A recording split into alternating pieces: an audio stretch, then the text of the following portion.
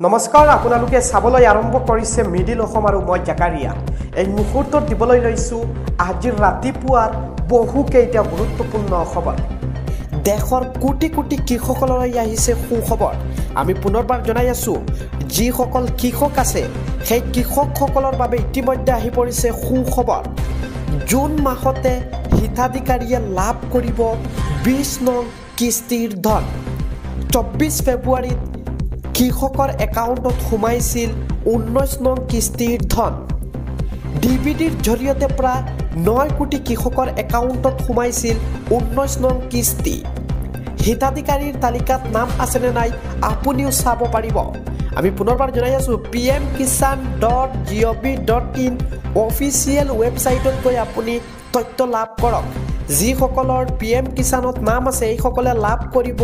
2000 টকা ডিবিটিৰ জৰিয়তে যোৱা ফেব্ৰুৱাৰী মাহত প্ৰায়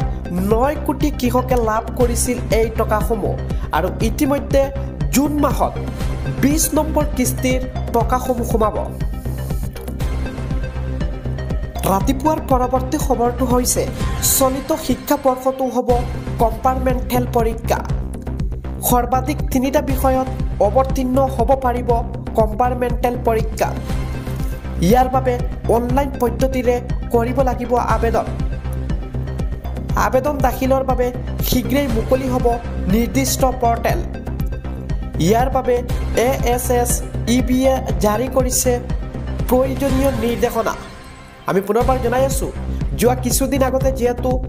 হাইস্কুল শিক্ষান্ত পৰীক্ষাৰ ফলাফল দিয়া হৈছিল যিসকলে ফেল কৰিছিল এইসকলে কম্পাৰ্টমেণ্টেল পৰীক্ষা দিব পাৰিব প্ৰায় 3টা বিষয়ত অৱতীৰ্ণ হ'ব পাৰিব কম্পাৰ্টমেণ্টেল পৰীক্ষাত আৰু অনলাইন পদ্ধতিৰে কৰিব পাৰিব আবেদন ৰাতিপুৱাৰ পৰৱৰ্তী খবৰটো হৈছে ওয়াকফ আইনৰ বিৰোধিতা কৰি চাকৰিৰ পৰা পদত্যাগ হৈছে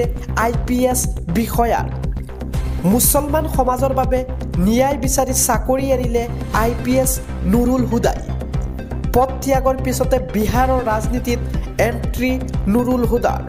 মুছলমান সমাজক শক্তিশালী ৰাজনৈতিক নেতৃত্ব দিয়াৰ প্ৰতিশ্ৰুতি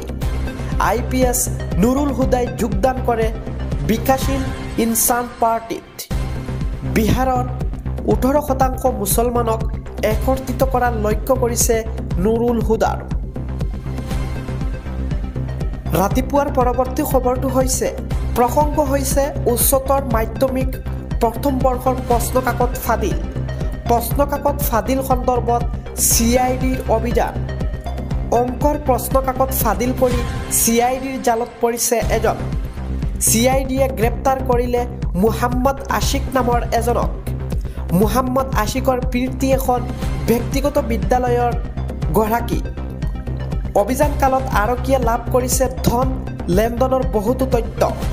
অনলাইন যোগে মুহাম্মদ আশিকে লৈছিল ধনসমূহ